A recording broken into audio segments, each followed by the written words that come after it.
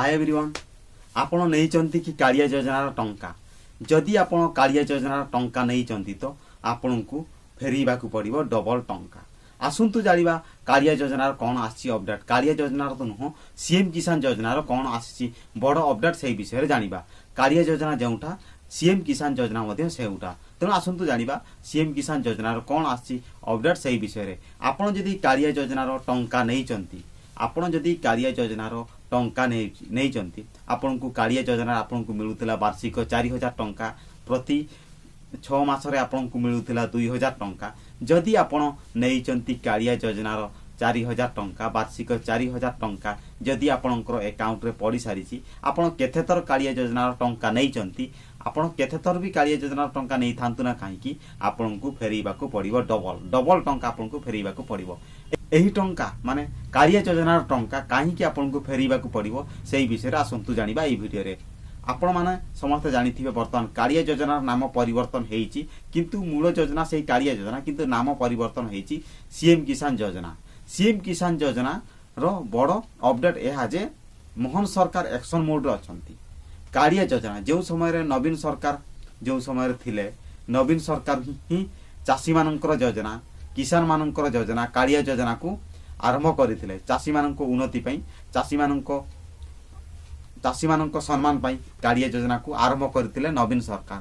कालिया योजना अनेक अयोग्य जो माने योग्य नुहंती जो माने चाषी नुहंती जो माने चाषीर कौन सी मूल्य नुहंती चाषी चाष कौन से विषय जानती नहीं किंतु कालिया योजनार टंका से हड़प कर कालिया योजनार टंका से पाई आपण जदि अयोग्य अटंती तो तथापि आपण से कालिया योजना टंका को लोभ करिसेंती आपण जेतु शासक दल थिले आपण कालिया योजना टंका को नहीं तो आपण को फेरवा पड़ो। मोहन सरकार वर्तमान एक्शन मोड रे अछंती आपणकर कालिया योजना टंका को केमिति आदाय करिवे से बहुत भल भाव जानिचंती।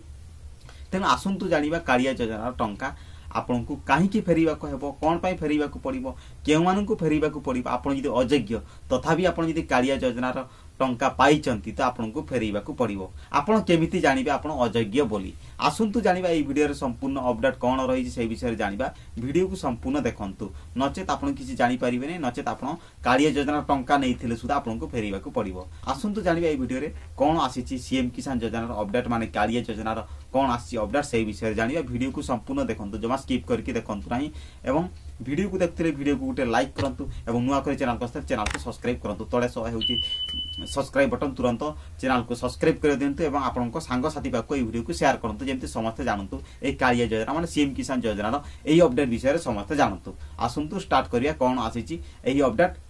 एही योजना रे पाखापाखि 13 लाख अयोग्य कालिया टंका नहीं थिले एथिपई राज्य राजकोषरु 782 कोटी टंका खर्च होइथिला। एही टंका फेरी आनिबा को राज्य सरकार परामर्श देइचंती हेले सरकार एही टंका फेरी आनिबा को पदक्षेप नेबे तो ताहाकु नै एबे सामाजिक गणमाध्यम रे जोरदार चर्चा आरंभ होई जाईची।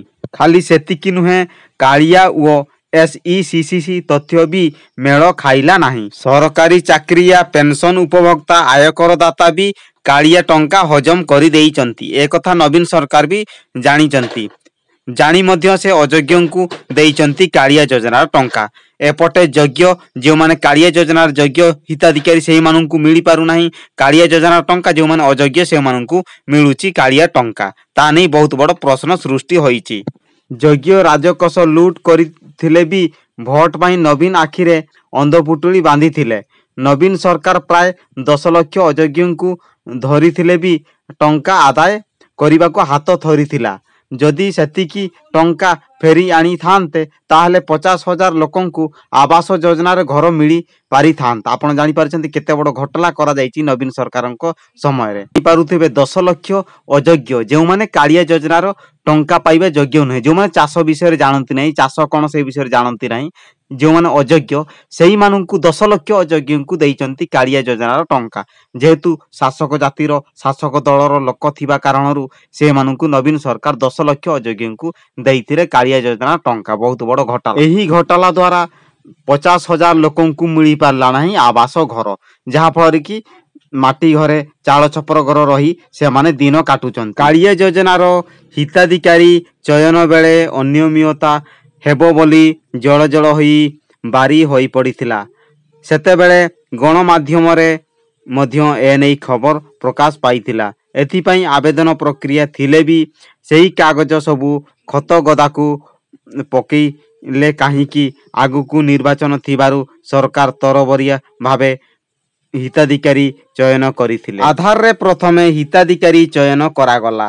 ସମବାୟ ସମିତିରେ ଚାକିରିଆ ବ୍ୟକ୍ତି ବି ଖାତା ଖୋଲି ପାରିବେ। ପିଲାବାଲା ବି ଚାଷ ଋଣ ନେଇପାରିବେ। ତେଣୁ ସେମାନଙ୍କୁ କାଳିଆ ଯୋଜନାରେ ହିତାଧିକାରୀ କରାଯିବାରୁ ତାଲିକାରେ ଅନେକ ଅଯୋଗ୍ୟ ଯୋଡ଼ି ହୋଇଯିବା ସ୍ୱାଭାବିକ। ସେମାନେ କିସ୍ତି ପାଇସାରିବା ପରେ ତତ୍କାଳୀନ ସରକାରଙ୍କ ଚେତା ପଶିଥିଲା। ହେଲେ ଟଙ୍କା ଆଦାୟ ପାଇଁ ସରକାର ପଦକ୍ଷେପ ନେଇ ନଥିଲେ। ଭୋଟ ବ୍ୟାଙ୍କ ପାଇଁ ନବୀନ ସରକାର ନୀରବ ରହିବାକୁ ବାଧ୍ୟ ହୋଇଥିଲେ। ସମ୍ପ୍ରତି ମୋହନ ସରକାର ନବୀନ ସରକାରଙ୍କ ଅମଳରେ ହୋଇଥିବା ଲୁଟ୍ର ଖୋଳତାଡ଼ କରୁଛନ୍ତି। କାହାକୁ ଛଡ଼ାଯିବ ନାହିଁ ବୋଲି କହିଛନ୍ତି। ଅଯୋଗ୍ୟଙ୍କ ବ୍ୟାଙ୍କ ଆକାଉଣ୍ଟକୁ ଯାଇଥିବା 782 କୋଟି ଟଙ୍କା ଖୁବ୍ ଶୀଘ୍ର ମୋହନ ସରକାର ଫେରି ଆଣିବାକୁ ଚେଷ୍ଟା ଚଳାଇଛନ୍ତି। ସେହି ଟଙ୍କା ପୁଣି ଥରେ ଆପଣଙ୍କୁ ମିଳିବ। ତେଣୁ ଏହି ଭିଡ଼ିଓଟି ଆପଣଙ୍କୁ କେମିତି ଲାଗିଲା ଆପଣଙ୍କର ମତାମତ କମେଣ୍ଟରେ ଦିଅନ୍ତୁ। ମୋହନ ସରକାର ଭଲ ନିଷ୍ପତ୍ତି ନେଉଛନ୍ତି। ଆପଣ ମୋହନ ସରକାରଙ୍କୁ ଭଲ ଲାଗୁଥିଲେ ନିଶ୍ଚିତ ଭାବରେ ଭିଡ଼ିଓକୁ ଲାଇକ୍ କରନ୍ତୁ। ଭିଡ଼ିଓକୁ ଦେଖୁଥିଲେ ଭିଡ଼ିଓକୁ ଗୋଟେ ଲାଇକ୍ କରନ୍ତୁ ଏବଂ ନୂଆ କରି ଚ୍ୟାନେଲକୁ ଆସିଥିଲେ ଚ୍ୟାନେଲକୁ ସବସ୍କ୍ରାଇବ୍ କରନ୍ତୁ। ଏହି ଭିଡ଼ିଓରେ ଏତିକି। ଧନ୍ୟବାଦ।